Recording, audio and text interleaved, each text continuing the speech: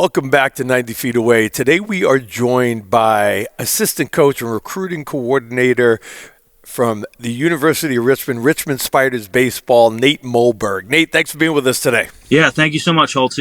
I did a little research on Nate Mulberg, and Nate Mulberg is a Cherry Hill, New Jersey product, so we'll call you a local product. Tell us a little bit about early Nate Mulberg baseball.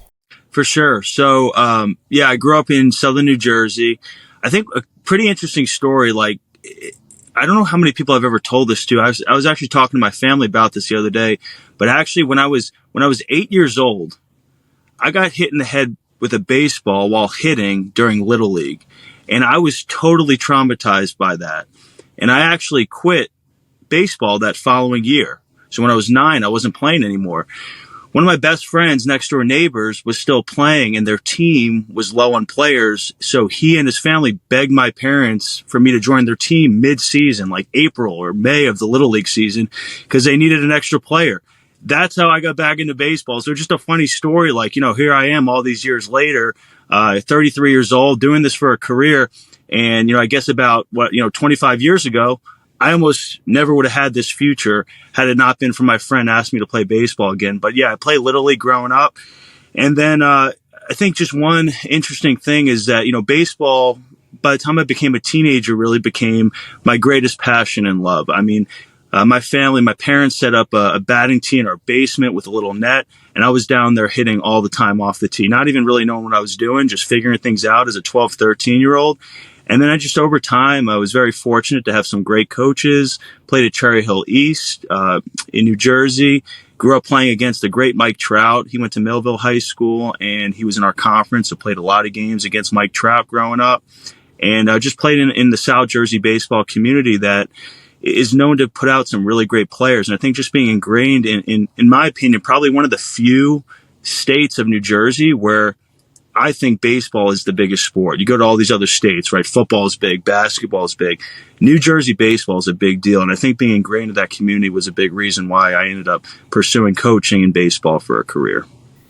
It's a great entry into where I want to go with you next is coming out of Cherry Hill. How do you end up in Rochester? Because for me, Mully, the reason we do this podcast is I want the next generation to learn from what we've done. You're half my age, and things have changed in that time. Things have changed now since you were playing at 33 years old, right? And now as a recruiting coordinator, so that's kind of where I want to lead this. Tell me about how a kid from Cherry Hill ends up in Rochester and becomes captain of the team and the whole deal. Yeah, so I was actually talking to one of our guys at Richmond about this yesterday. He had asked me a question about kind of how I ended up at Rochester as well. So even back in 2009, 2010, when I made a college decision, it's pretty crazy how different the landscape is just 15 to 20 years ago to now.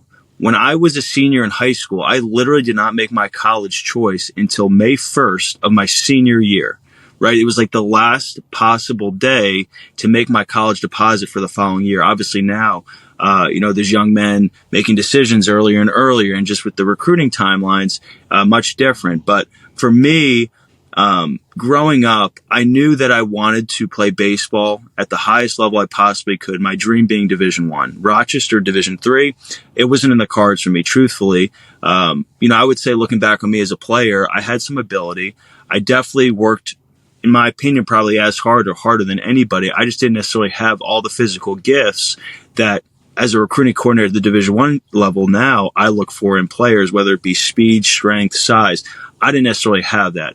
So for me, it was really important to go to a baseball program, a school, a university that I felt really, really prioritized excellence in baseball, as well as it being a good fit for me academically and socially. Rochester, to me, was just a great fit. The year before I went there and made that decision, they were actually ranked 7th in the country nationally. So at the Division III level, for me, that was really important because I wanted to go somewhere that prioritized and valued baseball as much as I did. So in the whole process, that was a big decision for me because the school itself was a great fit from an academic and social standpoint. As I learned, the weather was not a great fit, and I kind of went up there, up by Canada, and I would say to some extent regretted that decision long term, but it did a great deal for me. Coach Rena, who's the head coach there now, was my coach there. Awesome guy, great coach, someone that is one of my greatest mentors. I think like he would talk to a lot about us, how just mentally we had to overcome the difficulty of playing in cold weather.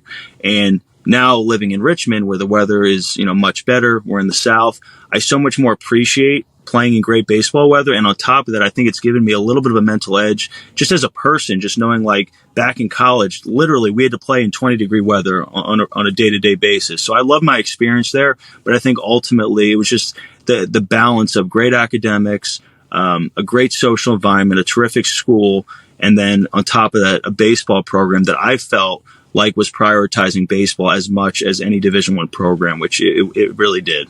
Again, that's an outstanding answer. When did you decide that your future had to be in baseball, Mo? Like, was it immediately, was it in college? Did you wait till you were done with college? Because, people that don't know you, I don't want to give baseball guys a bad name. There are a lot of very bright guys. You're one of them. You're a really bright guy, master's in business. And what grabbed you about baseball that has kept you in the game till today? For sure. So I think subliminally, I probably always wanted to stay in the game and be a coach just because I have been so fortunate to have been impacted and influenced by so many amazing mentors and coaches. Holtz, you being one of them. Obviously, I work for you with Team Israel, and you've had a great impact on my life. But I've just been lucky to have been just so positively impacted by amazing coaches, my high school coaches, my travel coaches. The list goes on and on. So I think just that has always been ingrained in me, just being around really great teachers and lifelong impact people on my life. But for me, when I was in college at Rochester, I was an English major and a business major, and I actually did a lot of professional internships away from baseball. I did some sports radio talk internships. I did sports media writing internships. I actually worked for the Buffalo Bills in public relations while I was in college. I did a lot of really cool things in sports because I knew I was going to do something in sports, just didn't know what. This is like goes to kind of a piece of advice, and it's something that really helped me.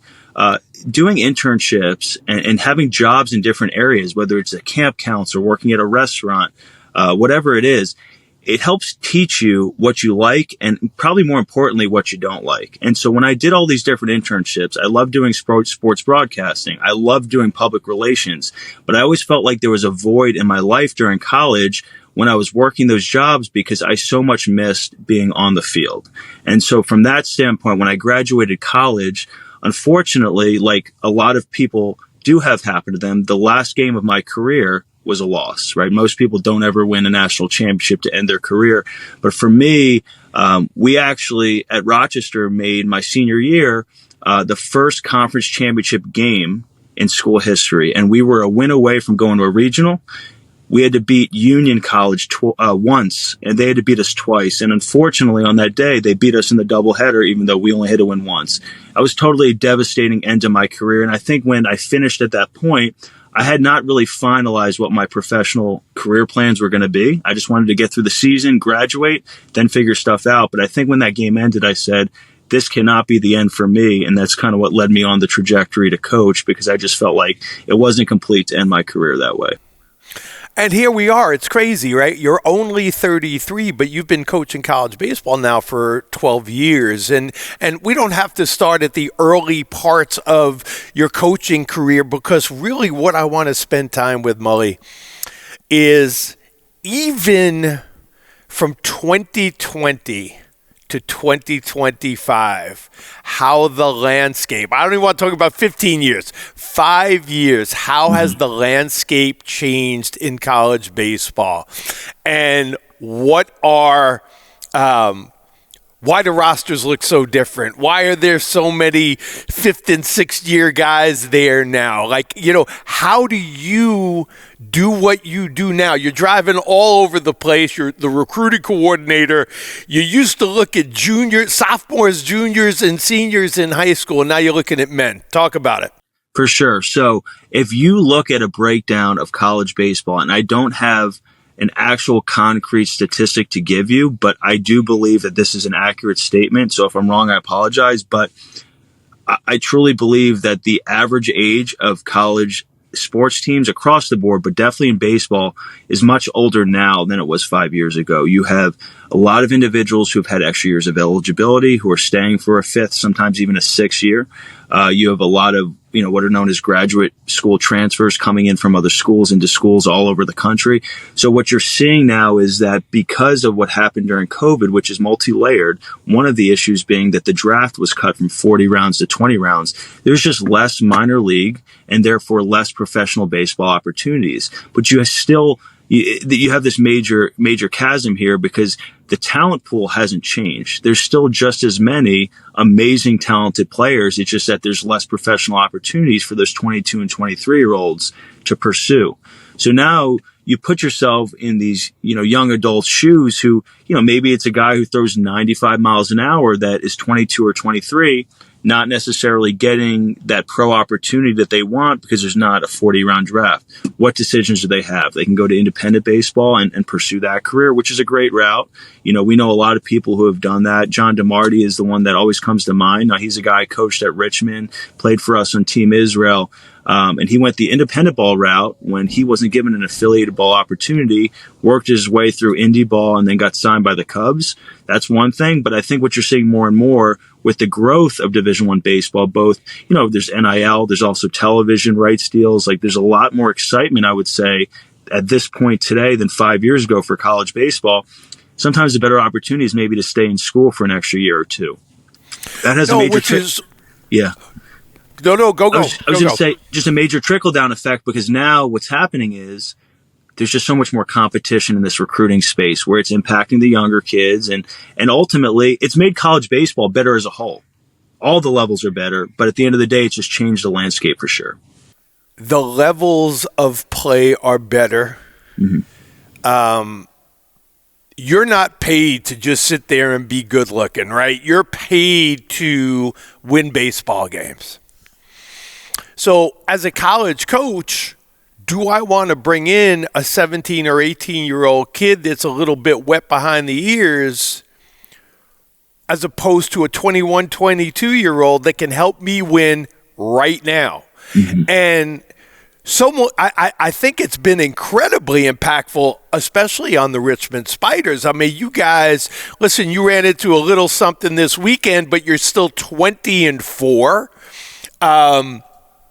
You look at the roster, you're not the only one, right? Like, guys are transferring. The transfer portal is wild to me, Mully.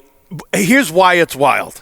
One of the worst things I deal with in what I do are crazy parents. We talk about it all the time. I have crazy parents around me, and it's my job to explain to them how this works through the recruiting process. Well, now it's still the special 5 or 10% that are the best players in the game that are looking to start at a lower level D1 and end up at a Power 5. Mm-hmm. If your kid's not playing Division I baseball and you go to the transfer portal, nobody wants you. Who wants you? There's a reason you didn't play where you were, right? Today, I'd rather have a Division I kid go play D3 and get an opportunity to play. I want my son or daughter to get an opportunity to play baseball. What are the differences in the portal, again, where I don't know that Richmond is fully funded. I don't know that you are doing NIL money. But what's the difference between talking to somebody at Richmond and talking to somebody at Wake Forest? Mm-hmm. Well, what I will say is, here's the interesting thing about baseball, is that to me, the success of any player is very much system driven within a program, right? You could have a player at school X who doesn't play because the skill set maybe doesn't fit the offensive approach of the head coach, right? You could have a guy who runs a 7.5 60 and hits absolute, bombs, hits great, power swings, But at the end of the day, it's a team that wants to steal bases. So that kid gets recruited to that school with the hopes he's going to hit, but maybe he has a bad year and now all of a sudden he gets pushed out or something like that. He then goes to another program where maybe it's a smaller field. The priority at that school isn't speed. And now he goes to that school, hits 25, 30 home runs and actually gets drafted. So it's crazy, man. Like, that's a big part of this is that, you know, yes, I agree. There could be the argument that if a kid enters a transfer pool, potentially it could be because they just didn't do well at that school. But to me, it also could be a systematic issue where I've seen this time and time again. I've seen that at Richmond. I've seen that with kids who went to Richmond that went elsewhere, that they have great careers after they leave because there's a great skill set there that maybe is a better fit in a different ballpark, in a different climate where maybe the ball travels less for a pitcher. Maybe the ball doesn't travel more, right? There's certain fields around the country that the ball goes nowhere. There's certain fields around the country where the ball flies. And so at the end of the day, I think that's a big piece of this. The transfer portal is a unique opportunity for me, for a lot of kids, because I think especially for the kids who went to an initial place that it's not a great fit, they maybe can find a home elsewhere and have a lot of success. By that same token, I think it really, you know, underlines the issue and the importance of finding a program that does fit you as a person and as a player. Right? Like I can tell you right now at Richmond, and you could look at our stat sheets and see what we like to do. We run an aggressive offense. We like to be aggressive. We like to swing the bat. We like to steal bases. So for us, it doesn't mean you have to be the fastest guy in the world to play for us, but having speed helps. And so at the end of the day, we've seen guys who maybe went to a different program. They didn't play a whole lot. They come to us and they've been some of our best players because they really fit our mold of what we're trying to do offensively.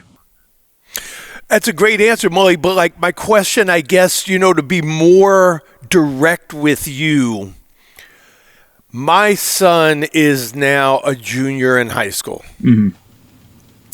My son is a borderline Division I, high Division III, you know, Division I player.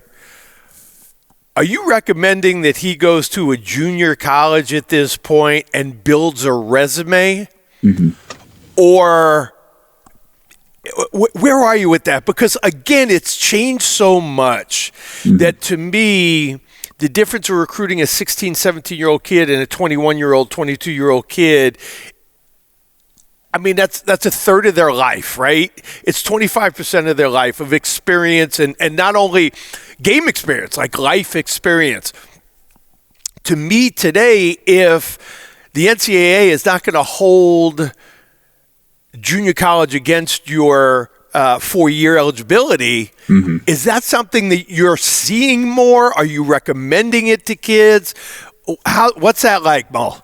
So it's a great question. So first off, I think the primary question that needs to be asked by each kid and their family is, what are we trying to get out of baseball, right? If a kid's genuine goal long-term is to play professionally, that's okay.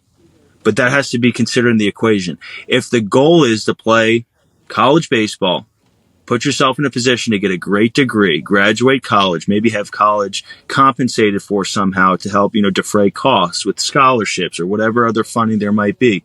Like, these questions are important to first ask, because I think that helps direct some of these decisions. Again, just to use me personally as an example, like when I was growing up, academics were really important to me. I wanted to go to a very good academic school, and I like the idea of utilizing baseball as a way to perhaps help me get into a school that I might not otherwise get into, right? So I think without baseball at Rochester, I mean, my coach Rena tells me all the time, he said, you would have never gotten into Rochester without baseball. He likes to joke with me about that. So maybe baseball helped me a little bit through the admissions process. To me, that's a win, right? But that was something that was part of my value stream. It may not be for somebody else's, and that's okay. To answer your question about junior college, I think it's a phenomenal option at this point in time. There's a lot of roster issues going on in terms of potential reductions in roster sizes. There's a little bit of uncertainty with that at the Division I level, what the next year's roster limit's going to be. Right now it's 40. There's talks that it could be reduced.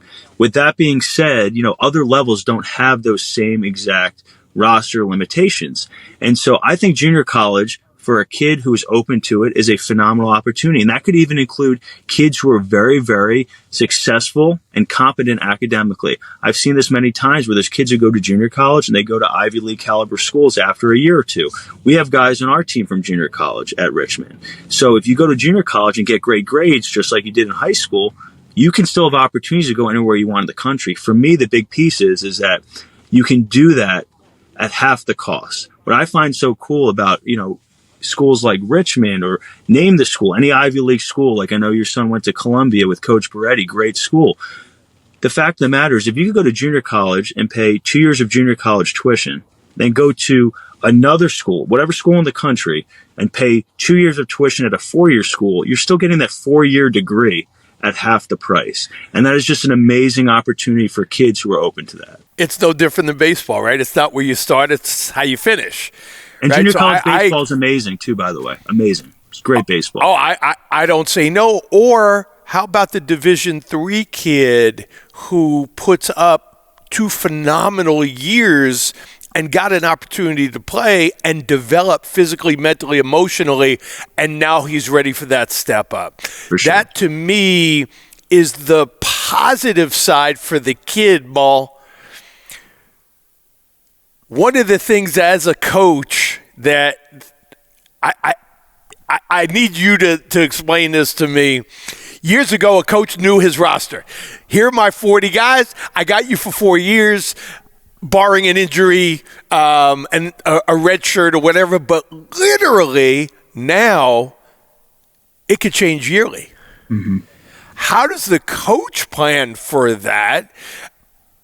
How communicative have your guys been? Because now, you usually know what your recruiting class is coming in, but now all of a sudden, if you got guys going in the portal, you may be looking for junior transfer. How does that work? So it's interesting. Jim Larinaga, the head, I guess he's maybe stepping down, the head basketball coach in Miami. He just did an interview. I think he may be stepping away. I don't know, but I was watching an interview with him, and he had commented on how the year they went to the Final Four after the season, and this is basketball, right? Basketball, because I don't want to comment or I don't know what goes on in other baseball programs, but this is something that I heard Jim Larinaga, the basketball coach at Miami, say on record. They went to the Final Four and they had 8 guys on their roster enter the transfer portal right after the season, which is wild. And it has changed. So, to answer your question, I genuinely think, if I had to guess, right, most programs are almost taking this on a year-by-year basis because no one knows exactly what's going to happen, right? As I said, the whole landscape of college sports is absolutely changing. And I think year to year, there's funding changes, there's resource changes. No one knows exactly what each university is going to have available to them on a year-to-year basis. I think it's changing in a lot of ways. Because of that, I think, you kind of mentioned it, but I do think a lot of programs are probably looking at this year to year, and they just have to kind of get through the year and then evaluate once the year comes to a close. Are you still recruiting high school players the way you were, Mo? Are you still putting your list together, a follow, high follow, or are you waiting, till the season's over to see who jumps in the portal? I think in general, right, and this is stuff I see across the industry, truthfully, I don't think the recruiting has changed for a lot of schools. Maybe some schools have changed their policy or kind of their strategy, but I know schools go all over the country, watch high school, if they're looking at junior colleges. I know just for us, we're looking at everything kind of like we always did. So that hasn't really changed much from our standpoint. I think a lot of it depends though, right? It is school dependent because some schools have different admissions processes. Some schools have tougher times getting in maybe a transfer versus an undergrad. It just kind of depends. And it really, unfortunately, there's probably not one set answer. It just is going to be school dependent. So my advice for young men going through this process or young women who play in other sports is just ask the coaches that you're speaking to. And I think a lot can be learned by looking at the roster of the school, right? It's not that hard to figure out what a program's doing. Because you can look at our roster, you can look at any roster around the country, it will tell you what year a kid on the team is. Well, how many freshmen do they have? You can look at that. You can also look at previous schools kids went to that they transferred in from. You could see if they're a graduate student. You could see how many years they played in college. So it does take some homework, but it's not difficult if you're willing to put in the time to kind of figure out the strategies that each university is pursuing. Mully, I love you because I very often I tell kids to look at the roster of any school they're interested in to see if there's anyone on that roster that looks like me, is built like me, right? Because I got to know. I'm not going to keep you here all day. I got a couple more really good questions for you, Mull. Again, just to help the next generation. Coach Nate Mulberg, coach of one of the hottest programs in the country right now. My son is a huge Richmond Spider fan. There's nothing he wants more than to go play for the Richmond Spiders. People don't understand. You must get 7,000 emails like this weekly.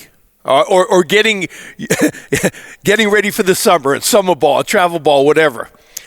What does a kid need to do to stand out to a coaching staff at a program like Richmond? So I think the first thing is to take a step back and realize that in life, we all have wants and desires that don't always come to fruition exactly as we would like them to. And that is just in life, right? You know, I would imagine, I know, Holtz, you love New York because that's where you're born and raised. You love it. But I would imagine you wish, being a baseball coach, the weather was a little bit warmer year round. But at the end of the day, because you love New York, and I don't mean to speak for you, but I know you pretty well, because you love New York, you're willing to put up with the lackluster weather because you got your family there and that's where you're from and you love it. So it's the same thing with the college search process. I think the most important thing a kid can do is, if they say they love Richmond, what are other schools that are comparable to Richmond at every single level? Like, what do you like about a school? What are most important to you about a school? Is it the climate? Like, for some kids, they just want to get out of the cold and go to the warm. For some kids that are from the warm, they just want to get away from home and see a different part of the country. So figure out what it is that you love about certain schools, and then now put together a list of literally 20 to 30 others that are comparable in some way. And that's across all levels, not just Division I. It could be NAIA, it could be JUCO, D2, D3, whatever it may be. So that's step one. I say that because getting recruited to any school, in my mind, and this is how I view it, is a little bit like hitting the lottery. I really feel that way because every school can only bring in a finite number of kids. Just like the lottery, there's a finite number of winners, and everything kind of has to line up perfectly for you to get recruited by the school that you want. So again, you need to get in front of the coaches, right? If you can go to a camp at a school, you can be evaluated by them at a showcase or at a tournament, that's great. But at the end of the day, right, it's a lot like pro scouting, like with guys that on our team or other schools are maybe getting looked at for the draft. The scouts come out to watch our players. Well, that might be the only time that scout is able to come see a player for an entire season. And if the player that they're coming to see doesn't do well, or maybe doesn't play or whatever it is, it's just part of it. So everything really has to line up well. And so ultimately, to me, putting a list together of comparable schools just to widen the net, right? Like in a lottery, the more entries you have, the better chance you have to win. So the more schools that you're open to going to, the better chance you have to be found. The second thing is being less focused on the end result and more focused on the day-to-day process of getting better. Because I think that's what gets lost in all this. The kids who get recruited, the kids who get to play at the next level, at the end of the day, what are they? Really, really good baseball players. And that's across all levels. So I think getting caught up in this whole process of when am I going to commit? Or did I go to this school? Did I go to that school? My friend committed. I see this on social media. It's a major distraction to what should be the main goal at hand, which is just try to get better every day, become the best player you could possibly be. And then eventually things usually do work out if you become the best player you can possibly be. Mully, how many emails do you get a week? If I had to guess, I mean, it's well into the 300-400 range because, I mean, the young adults have gotten really good at the spam process. So I get mass emails all the time. It's got to be in the mid 400 or 500 mark. What is an email going to look like to make you click on it with any kind of interest? Great question. I'll give you a quick story that I think will speak to a lot of people that will be really cool. So we had an outfielder named Alden Mathis, one of my all-time favorite dudes I ever coached. He is no longer playing. He graduated, but he graduated from Richmond in 2023. 2022, he got drafted, right? And came back to school for his senior year in 23. And he wanted to go into grad school to somewhere else because he was a great academic student, played 4 years for us at Richmond. So he wanted to go elsewhere, which was great. He asked me, how do I get the attention of other college coaches at the programs I want to transfer to for grad school? And I said, Alden, what is the most unique part about you? And he goes, well, I hit 15 homers, this and that. I said, no, the most unique part about you is that you were drafted in 2022. You by choice decided to come back to Richmond, and now you're looking to pursue your studies elsewhere for grad school. So I said, what you need to do is you need to put that fact in the subject line. And he did. He wrote in the subject, like 2022 draft pick looking for graduate transfer. He ended up being Clemson's starting right fielder last year and their leadoff hitter. They had a great year, went to the super regional, but he told me that he was contacted back very quickly after sending that email because that subject line, caught the attention of whomever called him. And that's why I say, figure out what the most unique part of your game or your story is, somehow concisely put that in the subject line to catch our attention. And then the email body doesn't have to be overly long. You got to put a video, stuff like that. But to get that email open, figure out something unique about yourself that's going to get a coach to open up the email in the first place. I'm going to ask you one more question, then I'm going to let you know because I know how busy you are. As I mentioned, you're a pretty good-looking guy. No. Personable. 33 years old. How do you convince Kristen to marry you? The life of a coach's wife. How does that happen? I got lucky because I met my wife through work and she worked in sports too. So that was me hitting the lottery. I talked about hitting the lottery. I hit the lottery because I found a wife who was working in sports and understood the lifestyle a little bit. But she's great. I'm very lucky. But it's really important, right? Because people have to understand, what it takes, how many hours away. I'm in a car. I'm, driving all over the place. And Mully, I love you. Thank you for spending some time with us today. This was awesome. And roll Spides, man. Thank you, Holtz. Much love.